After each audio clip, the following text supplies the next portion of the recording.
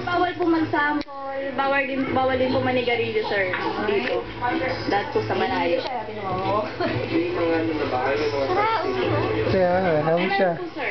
Halos na po may Biggie, bende ko sa nakabukas sa mga tindahan na maputok dito sa Bukawi, Bulacan. At kung makita nyo ay patuloy ang pagdatingan ng mga namimili ng mga putok dito. At ayon sa mga nakutok natin na nagtindi na ng paputok, kaya wala pa raw o hindi pa raw sila nagtataas ng presyo ng kanilang tinitindang paputok. At live mula dito sa Bukawi, Bulacan, ako si Haji Rieta, ang inyong saksi.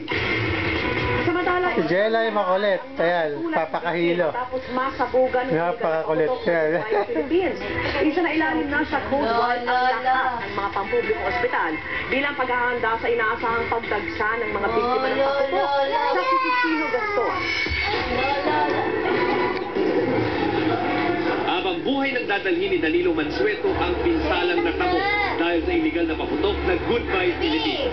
Naghihintay lang daw si Danilo malapit sa isang kainan sa Bukawi, Bulacan kaninang hating gabi nang matapakan niya ang giganteng paputok. Sa tindi ng pinsalang tinamo ni Danilo mula sa illegal